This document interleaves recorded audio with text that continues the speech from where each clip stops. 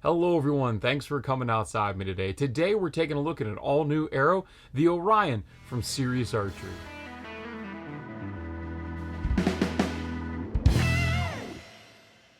The Orion, is a 166 inside diameter, which makes it micro diameter, much smaller than the Apollo, which is a 204, which is comparable to something like the Easton Axis or FMJ, and their Vulcan, which is a 245, which is comparable to like the Victory V-Force. Nearly every arrow manufacturer makes a 166 diameter shaft. For a gold tip, that would be the Pierce series. For Victory, that's the VAP, and for Sirius, it's the Orion. Now, 166 technology has been around for quite some time. In fact, for decades. They were very prone to breaking, which is not the case with modern day technology for micro diameter arrows. You have the Victory VAP, which has long been known for being one of the more durable 166 arrows, and now they've come out with the VAP SS, the stainless steel mesh. The Orion, in my testing so far, has been incredibly durable, as well as Gold Tip's Pierce. Now, the Orion is the newest player to the game, and so this is going to be an interesting arrow test for me. You'll see that this is already built, and we'll go through the steps that I did to get this arrow built exactly the way I have it currently, and even tuned the way that I have it currently. Very impressed with this arrow. The first ever 166 arrow that I've ever messed with that I didn't even have to tune after pulling it out of the box. I never once moved my bow in terms of its rest or the cam timing or using the set technology on my Elite Cure. This arrow shot identical to my Victory standard diameter, Victory V-Force arrow that I'm already currently shooting. So that was very impressive, and I think we'll talk a little bit about that as we go on throughout the video. But first, let's get into the build process. So you can order arrows from Sirius already cut and inserted if you want. I have the ability to work on all of my arrows here in the shop, so I'm able to get full length shafts, cut them, and even work on the inserts, which we'll get to here in a second, with this 166 arrow. Now, when it comes to cutting the arrow, remember you're measuring AMO length, which is from the deepest part of the groove of the nock to the back of the insert, or to the back of the point. I like that to be 31 inches of length, which means the carbon to carbon length is somewhere closer to about 30 3/4, 30.5 inches. That's something to remember when you go to measure your arrows. Some manufacturers will tell you to measure carbon to carbon, and some will tell you to measure the AMO length, which is, again, that deepest part of the groove of the nock, whatever nock you're using, to the back of the point or the end of the insert, depending on how they want to cut it. Now, with me, like I said, I want to cut this to a 31-inch AMO arrow, which is my usual arrow length. I have a 31-inch draw length, and I don't like to cut arrows, a 1/4 inch off, or to leave them full length, which is usually 32 inches. I like to shave off a little bit. Now, there's a big debate of whether you can shave off of the front and shave off of the back and cut off some of the wobble in the ends of the arrow to make it straighter. When it comes to cutting off that end, I just prefer to buy a straighter arrow, which Sirius is going to give you, usually a .0015 or even a 1000 straightness arrow, which for carbon arrows in the industry today is the highest standard that you can possibly achieve. So this is a very straight arrow right out of the package, and I have no problems using it exactly as such without cutting off both ends. Now, if you have the ability that you want to do that, let's say you have like a 27, 28 inch draw and you want to shoot a 28 inch arrow, let's say, you can do that and figure out which end is the wobbliest. But again, you have a 1000th or a 1.5 thousandths straightness arrow here, which is the almost highest tolerance you can get. Do I really feel the need to cut off both ends? I don't think so. Once you cut off both ends, then it comes down to deciding how much insert weight you want up here. Now, you also have two options for your sleeve. I have aluminums here, but I also mounted stainless steel for the purpose of this video, although I did go and remove them to go all aluminum because I didn't want that much weight in the front end. These are 300 spine arrows. I'm shooting 60 pounds at about a 31-inch draw length. My cure can really only go to about 30 3/4 if I fudge it. So shooting at that length, I don't want to overweight my front end and make the spine of this arrow too soft and not be able to handle broadheads really well, although it ends up working out really well in the tuning process on the end. All Sirius arrows come with Ethics Archery components, which are inarguably the best aftermarket components that you can find out there. Just the machining is amazing, the attention to detail, the quality control is just phenomenal. And I will say, as a foreshadowing, as a warning, if you are are going to get the Orion and of course use the half out system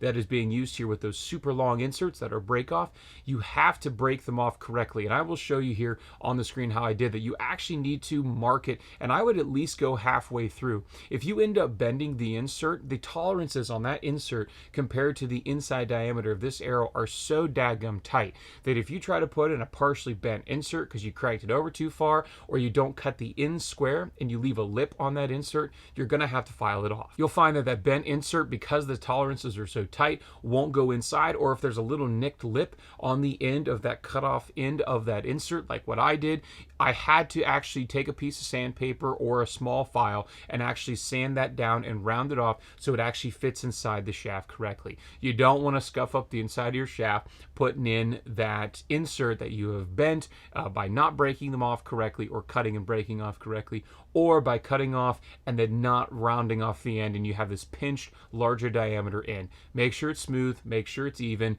and you'll be good to go. I decided to make mine an 85 grain insert by leaving on one section of 10 grains on that break off insert. And you can make them as high or as low as you would like. If you're going to try and do the Ranch Fairy method of tuning and you want to cut off different sections of insert to find that arrow that fits your style and suits your needs, you're welcome to do that. I personally don't believe in that method. I would rather build the arrow first and then tune my bow to my arrow, so I know exactly what I wanted in the front end, which was about an 85 grain insert and a 100 grain point. Now, I'm usually a 125 grain point user and 125 grain broadhead user, and that would give me a little bit over 200 grains. And I know from past experience, when I start going over 200 grains with a 300 spine arrow, that I'm actually usually going to break down the dynamic spine, which is what actually the amount of spine it has when it flexes under tension, and it won't work with fixed blade broadheads as well, which is my personal choice.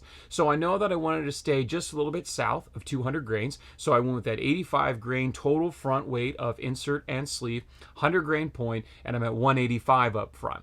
That gives me roughly about 14% FOC when this whole arrow is built, and about 475-ish grains. If I throw a lighted nock on the back end, I might even be closer to like 480.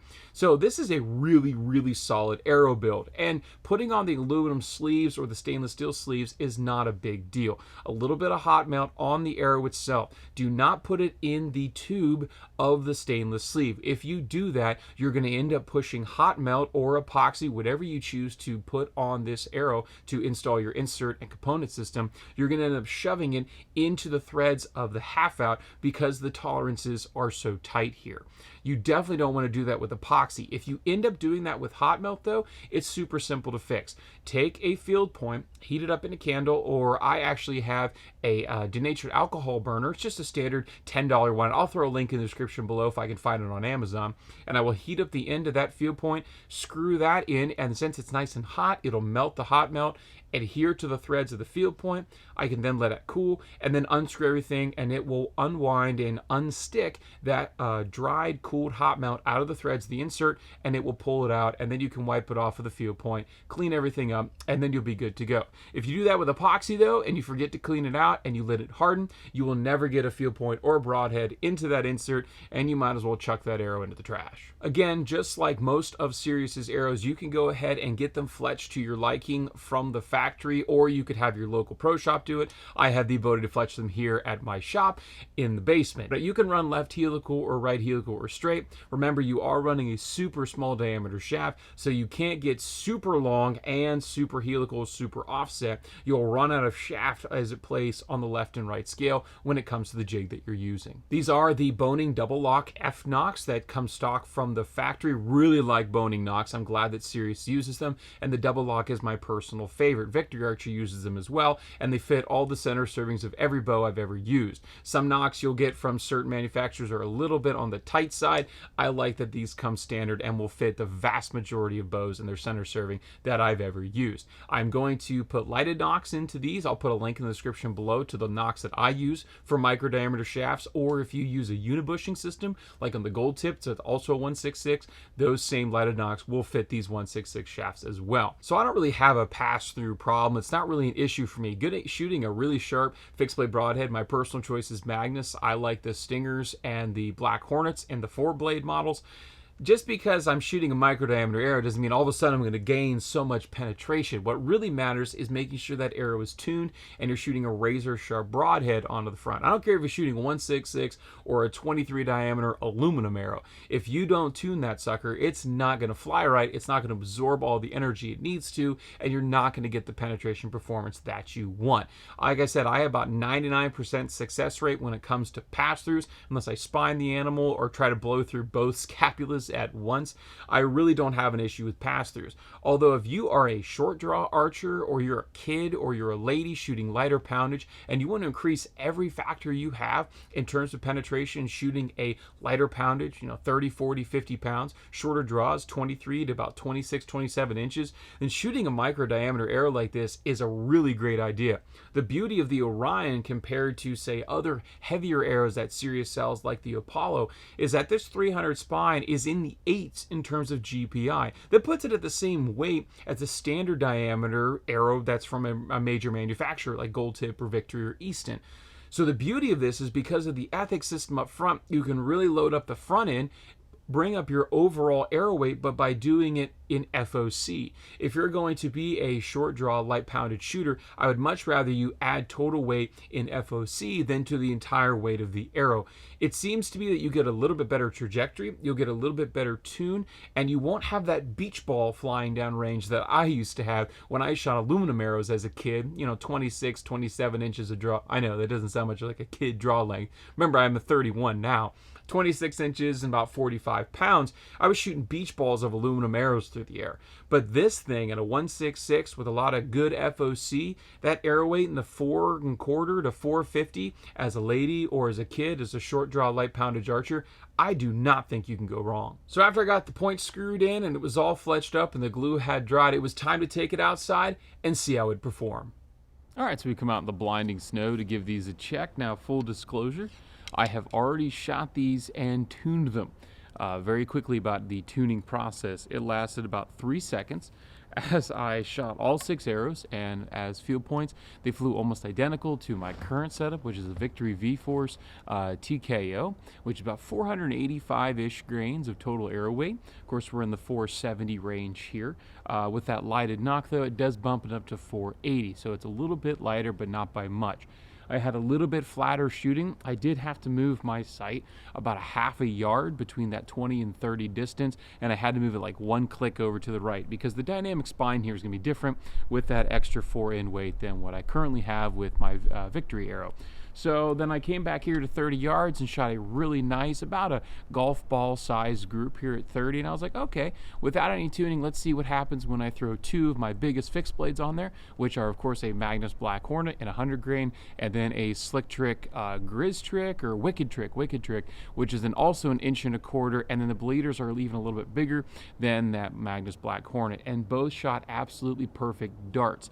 I did that with 3 different arrows. I even put lighted nocks to them like I would with a hunting situation, bumped up into that 480-ish grain weight, and then they both, all 3, shot perfect darts downrange. Watch that lighted nock fly. It was absolutely perfect. So without any tuning whatsoever, and 3 out of the randomly 6 picked arrows that I've just, fletched with the cresting up have flown perfectly fine.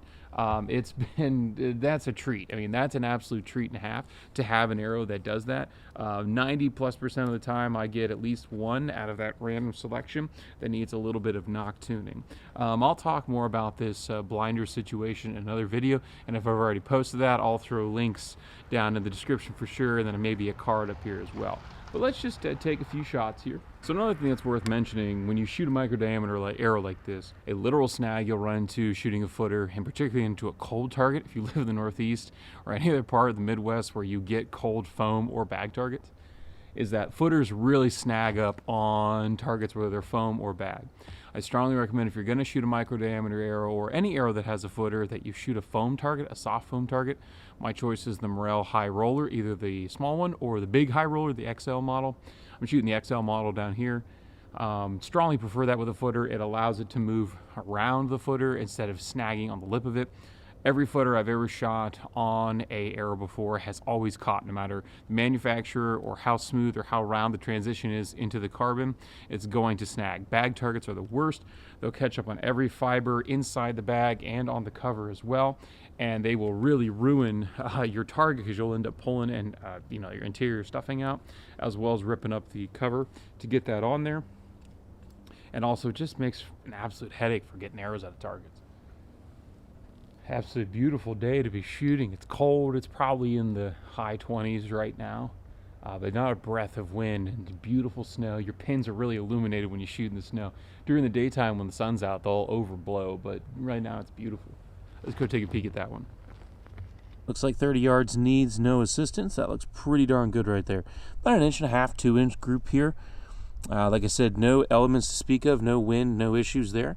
That is an absolutely beautiful group. I will take that with broadheads or field points all day long. I might actually bump the sight over to the left there a little bit. It does look like I accidentally prematurely earlier today moved that a little bit to the right, and I didn't need to. I might bump that over left and square it back up. So some parting thoughts here, although I'm sure I will wrap this video up in the shop downstairs. When I buy these arrows and when I shoot a micro diameter arrow, and the answer is if you want inarguably the least amount of surface area, and increase your penetration as much as possible, I don't think you could go wrong at all with this arrow whatsoever. If you want absolutely amazing components in the Ethics component system, either the aluminum or stainless steel, again, the best components, aftermarket components in the industry, hands down. It's not even comparable. When it comes to the build quality and the attention to detail, the high tolerances, you're not going to get a more premium arrow, in my opinion, than this arrow. Now, when I go out and buy a full dozen of these, man, I just don't see it. Now, for you at home, if you want to shoot a micro diameter arrow and you really want to give the best micro diameter on the market a try, then this is your arrow, inarguably. I don't see how you could pass this up as hands down the best. Now, could I shoot this into a brick and it won't explode or will explode? That's not what I'm interested in. I'm interested in taking this out of the woods here this late season and seeing what it does to a deer. It needed no tuning whatsoever. Fletching was an absolute breeze. Had no problems getting a blazer to stick to the carbon. Installing the component system was an absolute snap. Even if you don't have a high fancy saw, you can get them cut from Sirius and you can work on the inserts with a hacksaw or file. No issues there.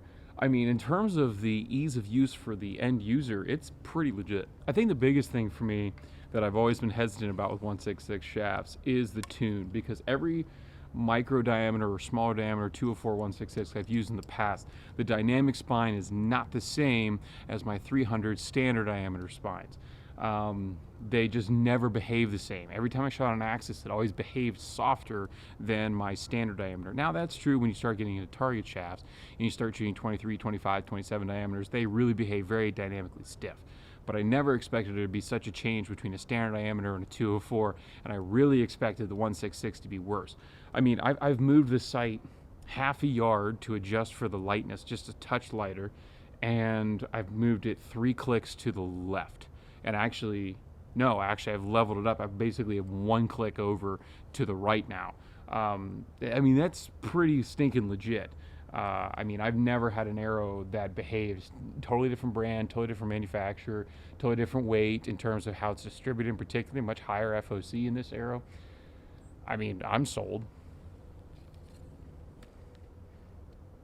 All right, so let's take this back downstairs and go ahead and wrap this up. So yeah, we're here at the end of December. New Year's is right around the corner, and I have full intentions for the late season here in PA. I still have a buck tag burning a hole in my pocket, and although my odds aren't high, I'm still optimistic, and I'm going to take a quiver of these out into the woods with me. And one more thing before I forget, when it comes to shooting micro diameter arrows, you have to be wary of your quiver. So like I said, I usually shoot standard diameter arrows, 244s, 245s, 246. I got a quiver full of Victory VF TKOs, which I've been hunting with all season with great success. Been very pleased with how these arrows have been working out for me. And this is a quiver that I've been using for almost 2 decades. It's a Bohning Lynx. It's plastic. It's cheap, but I'll tell you what, it's got rubber components. It's quiet, and it has lasted me a generation's worth of use, and I hope a couple generations more.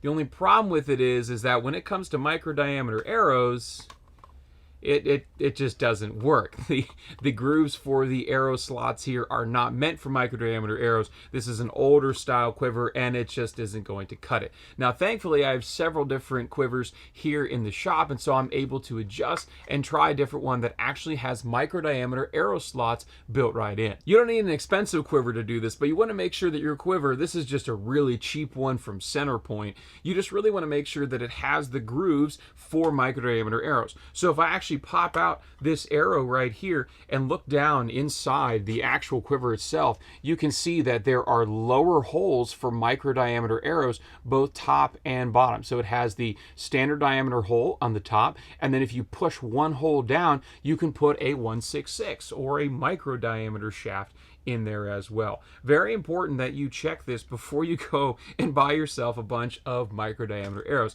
Would be a real shame, here's that second click, would be a real shame to buy a whole bunch of arrows and not be able to store them on your bow because your quiver is incompatible and you're strapped for cash, and you got to try to find a quiver that'll fit micro diameter arrows really quickly so you can get back out there and into the woods. So that's all for this video. If you have any questions about archery, bow hunting, the Sirius, Orion, or any of the other Sirius arrows that I've reviewed on this channel, follow the links in the description below. Hit me up on Facebook, Instagram, my email's even down there, and yes, you can even leave a comment for everybody to see here on YouTube. Hope you're able to get outside, enjoy the sport of archery hunting if you so choose. Definitely enjoy God's beautiful creation, and we'll get to see you next time.